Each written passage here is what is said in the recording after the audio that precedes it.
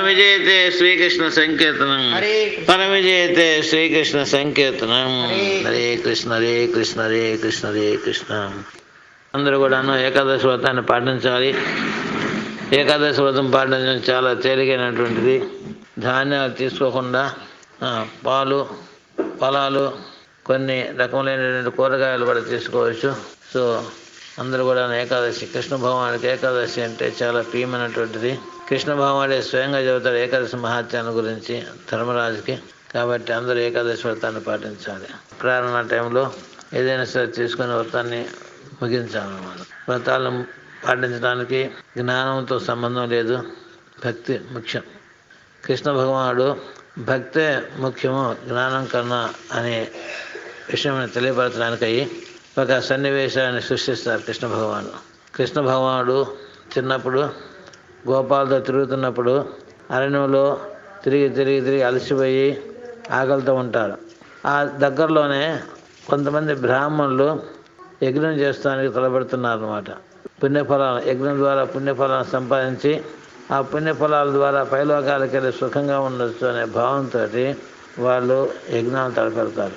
గోపాలంతా వచ్చే కృష్ణమాల దగ్గరికి, బలరాముడి దగ్గరికి మాకు ఆకలిస్తుంది కాబట్టి ఏమైనా సరే మాకు తినడానికి అమ్మకూర్చండి అని ప్రాధాయపడతారు. అప్పుడు కృష్ణ భగవానుడు చెప్తాడు వాళ్ళతోటి, దగ్గరలోనే కొంతమంది బ్రాహ్మణులు యజ్ఞం చేయడానికి సిద్ధంగా ఉన్నారు, మీరు అక్కడ వెళ్ళేసేసి వాళ్ళు అడిగి పదార్థాలు అడిగి తీసుకురండి. ఇలా కృష్ణ భగవానుడు బలరాముడు పంపించాడు మీ దగ్గరికి అని చెప్పండి అంటారు. అప్పుడు వాళ్ళు వెళ్ళి చెబితే వాళ్ళకి నచ్చదు. యథార్థంగా అయితే ఇవ్వాలి, కానీ వాళ్ళకి ఇష్టం లేదు ఇవ్వటానికి. అందుకని చెప్పేసి వాళ్ళు మౌనంగా ఉండిపోతారు. వాళ్ళు కృష్ణ భగవానుడు దేవాదేవుని గ్రహించరు, సామాన్య మానవుడు అనుకునే భావంతో వాళ్ళు అదని తిరస్కరిస్తారనమాట. ఆ గోపాలు ఎంతో నమ్రతగా వాళ్ళని రిక్వెస్ట్ చేస్తారు, ప్రార్థిస్తారు. మాకు ఆకలి వేస్తుంది, మాకు కావాలి. కృష్ణ భగవానుడికి బలరాముడికి కూడా ఆకలి వేస్తుంది, మాకేమైనా తినడానికి ఇవ్వమంటే వాళ్ళు ఎవరు అనమాట నిరాకరిస్తారు. నిరుత్సాహంతో వాళ్ళు మళ్ళీ కృష్ణమోహన్ దగ్గరికి వెళ్ళి చెప్తారు జరిగిన సంగతి. అప్పుడు కృష్ణమోహన్ ఏం చెప్తాడంటే వాళ్ళతోటి, వాళ్ళ పత్రులు ఉన్నారు, మీరు వెళ్ళి వాళ్ళ పత్రులను అడగండి, వాళ్ళు ఇస్తారంటారు. అదేవిధంగా గోపాలను మళ్ళీ వెనక్కి వెళ్ళేసేసి వాళ్ళ పత్నులు భార్యల్ని అడుగుతారు, ఇలా కృష్ణ భగవానుడు బలరాముడు ఇక్కడ వచ్చేసి ఉన్నారు, వాళ్ళకి ఆకలి వేస్తుంది, మాకు కూడా ఆకలి వేస్తుంది, మేము తినడానికి ఏమైనా ఇవ్వమని చెప్పేసేసి. వాళ్ళు ఎంతో కాలం కృష్ణ భగవాన్ లీలలు వింటూ ఉన్నారు, కానీ ఎప్పుడు కృష్ణ భగవాన్ దర్శనం చేసుకోవాలి వాళ్ళు.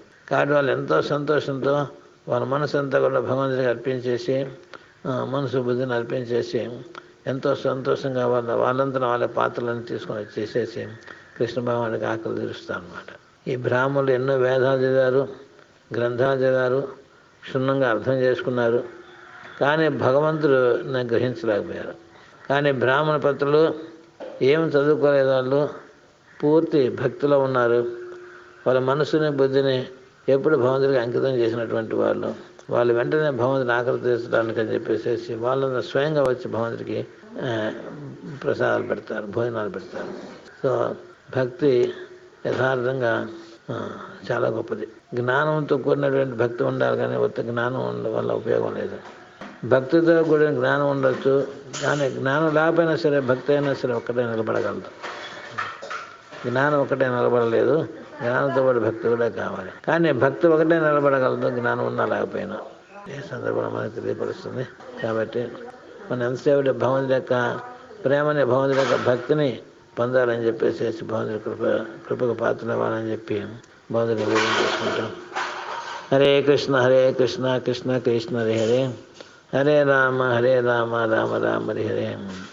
जय श्री राधा रास बिहारी की जय, श्री प्रभुपाद की जय, श्रीपाद महाराज की जय, आनंद गुरु वैष्णव की जय. हरे कृष्ण निताय गौर प्रेमानंदे, हरि हरि बोल.